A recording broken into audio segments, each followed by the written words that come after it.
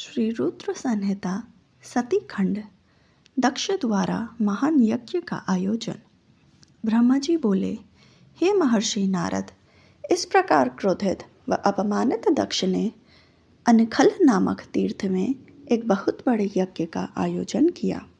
इस यज्ञ में उन्होंने सभी देवर्षियों, महर्षियों तथा देवताओं को दीक्षा देने के लिए बुलाया। अगस्त्य, कश्यप, अत्रि, वामदेव, भृगु, दधीचि, भगवान व्यास, भारद्वाज, गौतम, पैल, पराशर, गर्ग, भार्गव, ककुश, सित, सुमंतु, त्रिक, कंक और वैशंपायन सहित अनेक ऋषि मुनि अपनी पत्नियों व पुत्रों सहित प्रजापति दक्ष के यज्ञ में सम्मिलित हुए। समस्त देवता अपने देवगणों के साथ प्रसन्नतापूर्वक यज्ञ में गए। अपने पुत्र दक्ष की प्रार्थना स्वीकार करके मैं विश्व सृष्टा ब्रह्मा और वैकुंठ लोक से भगवान विष्णु भी उनके यज्ञ में पहुँचे। महादक्ष ने सभी पधारे हुए अतिथियों का खूब आदर सत्कार किया। उस यज्ञ के स्थान का निर्माण देवताओं के शिल्पी विश्वकर्मा द्वारा किया गया था। विश्वकर्मा ने बहुत से दिव्य भवनों का निर्माण किया। उन भवनों में दक्ष ने यज्ञ में पधारे अतिथियों को ठहराया। दक्ष ने भृगु ऋषि को ऋत्विज बनाया। भगवान विष्णु यज्ञ के अधिष्ठाता थे। इस विधि को मैंने ही बताया। दक्ष सुंदर रूप धारण कर यज्ञ मंडल में उपस्थित था। उस महान यज्ञ में 88,000 ऋषि एक साथ हवन कर सकते थे। 64,000 देवर्षि मंत्रों का उच्चारण कर रहे थे। सभी मग्न होकर वेद मंत्रों का गान कर रहे थे।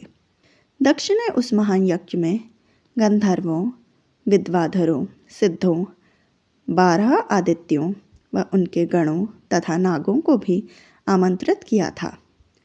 साथ ही देश विदेश के अन्य राजा उसमें उपस्थित थे, जो अपनी सेवा एवं दरबारियों सहित यज्ञ में पधारे थे। कौतुक और मंगलाचरण कर दक्ष ने यज्ञ की दीक्षा ली, परंतु उस दुरात्मा दक्ष ने त्रिलोकीनाथ करुणादिनाथ भगवान शिव को यज्ञ के लिए निमंत्रण नहीं भेजा था, न ही अपनी पुत्री सती को बुलाया था। दक्ष के अनुसार भगवान शिव कपालधारी हैं, इसलिए उन्हें यज्ञ में स्थान देना गलत है। सती भी शिव जी की पत्नी होने के कारण कलापिभार्य हुई। दक्ष का यज्ञ महोत्सव अत्यंत धूमधाम एवं हर्ष उल्लास से आरंभ हुआ। सभी ऋषि मुनि अपने अपने कार्य में संलग्न हो गए।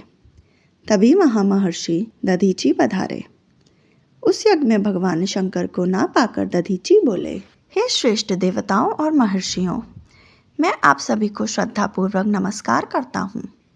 हे श्रेष्ठ जनों, आप सभी यहाँ इस महान यज्ञ में पधारे हैं।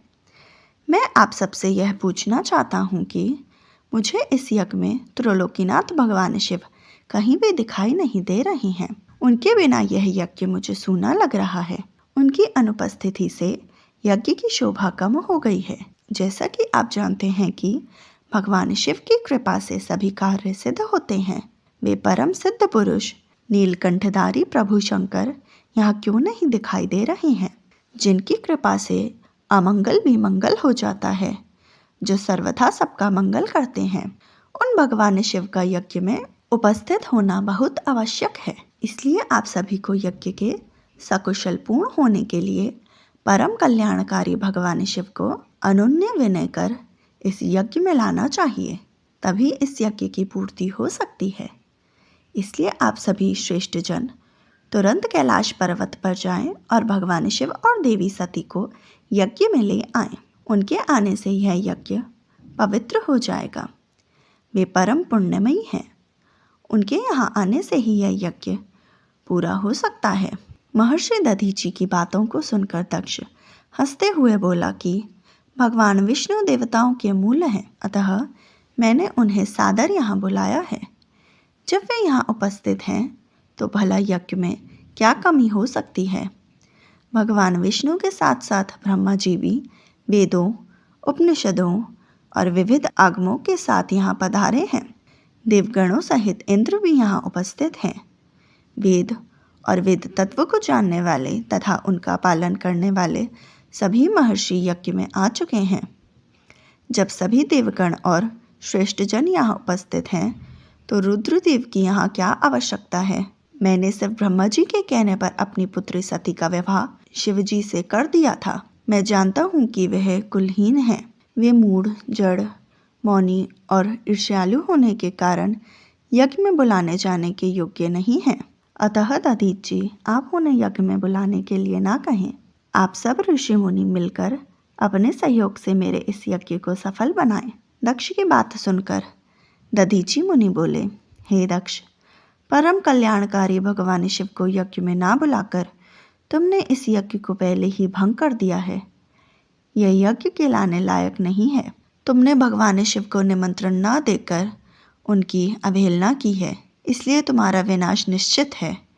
यह कहकर दधीची वहां से अपने आश्रम चले गए। उनके पीछे पीछे भगवान शिव का अनुसरण करने वाले सभी ऋषि मुनि भी वहां से चले गए। दक्ष के समर्थकों ने यज्ञ छोड़कर गए ऋषि मुनियों के प्रति व्यंग्य भरे वचनों का प्रयोग किया। इस प्रकार प्रसन्न होकर दक्ष बोलने लगे कि यह बहुत अच्छी बात है कि मंद बुद्धि और मिथ्यावाद में लगे दुराचारी मनुष्य सभी इस यज्ञ का त्याग करके स्वयं ही चले गए।